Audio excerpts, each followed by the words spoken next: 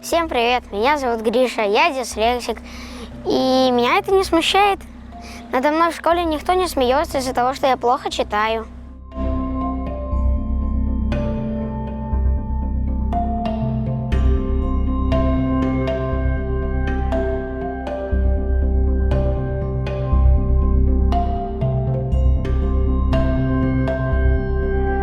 Я вижу текст, и там много-много разных слов, букв, и я иногда пытаюсь, открывая книгу, иногда пытаюсь вглядеться в одно из слов, но не всегда получается.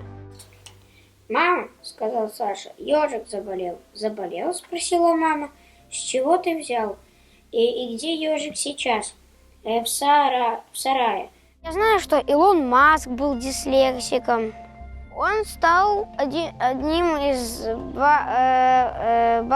богатейших людей на планете, и он запустил свою ракету в космос. Первый раз ракета не полетела, а во второй раз полетела. Он создал Теслу.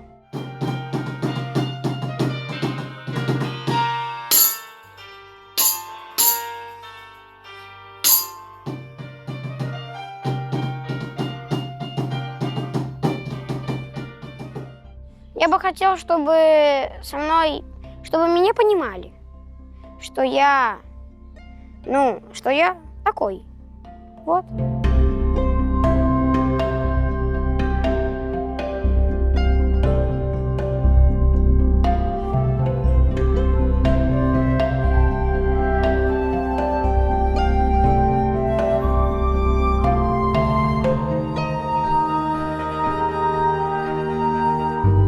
Я большая фанатка ленточек и всего остального. Рукоделие, оно просто очень сильно успокаивает. Скажем так, если получил тройку, можно прийти домой, сесть что-нибудь сплести, и тебе сразу станет легче, потому что хоть в чем-то ты можешь что-то сделать. И не всегда тебе поставят тройки. Зато у меня по трудам всегда были десятки.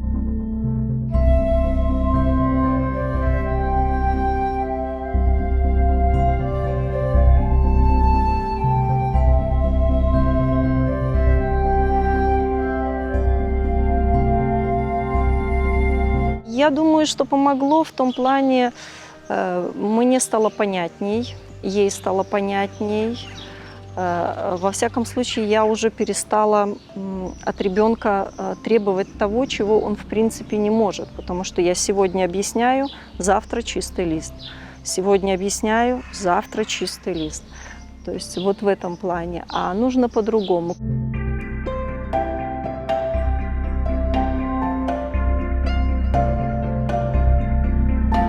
Генетическое не в смысле, что вот там поломка гена, да, как мы привыкли, генетика, там синдром Дауна или еще что-то. Это именно специфика функционирования центральной нервной системы. Иногда действительно мы можем увидеть прям вот целые династии, там папа, дедушка и ребенок, который страдает дислексией. И в случае с дислексией все-таки одной из эвристичных, и такой сейчас наиболее, что ли, продуктивных гипотез является гипотеза о том, что это нарушение вот такой парной, хорошей работы двух полушарий. И перераспределение, да, вот этой мозговой энергии между правым и левым полушарием.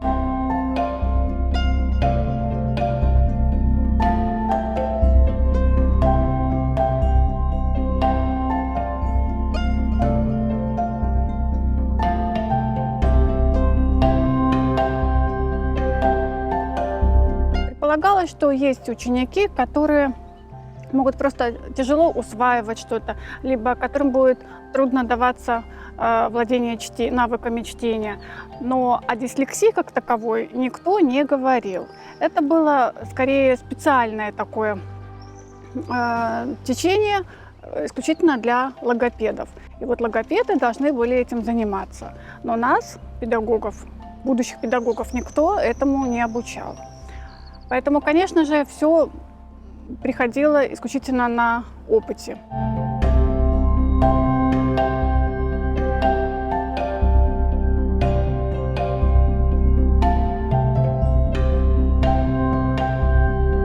Координация, чувство ритма, отношение к речевым звукам. Вот если вы видите, что ребенок, например, зуб, суп, Каша, там Маша, да, у него есть какая-то путаница.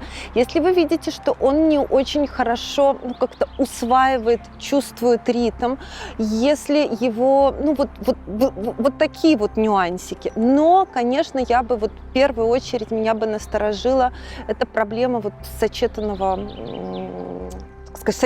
движений, которые предполагают вовлечение правой и левой половины тела.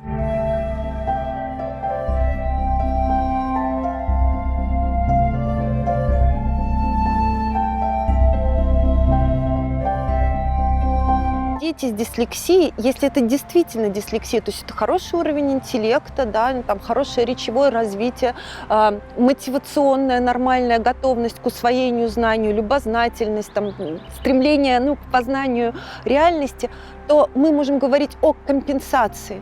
То есть мы можем говорить о том, что что-то такое вот произойдет, ребенок научится обходить свои проблемы.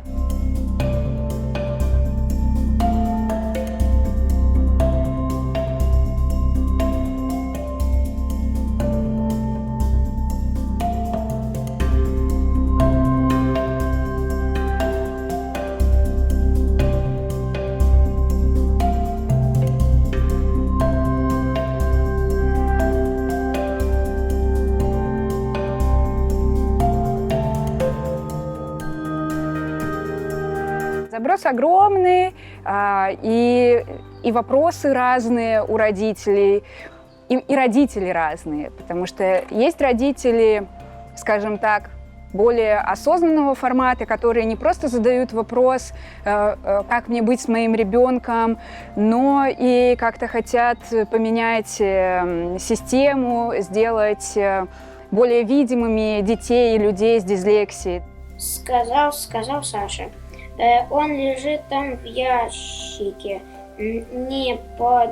Учеба и вот такое вот чтение – это один из способов познания мира. Один из. Их много. Если этот канал не работает, найдется обязательно какой-то другой. Вот твердо это знаю. Поэтому я бы правда, по этому поводу сильно не переживала, а посмотрела как раз бы, что ж, такая задачка. А как мы ее вот так вот интересно и вместе можем решить? «Ходи к нему слишком близко», — сказала мама. «И подожди, пока придет папа».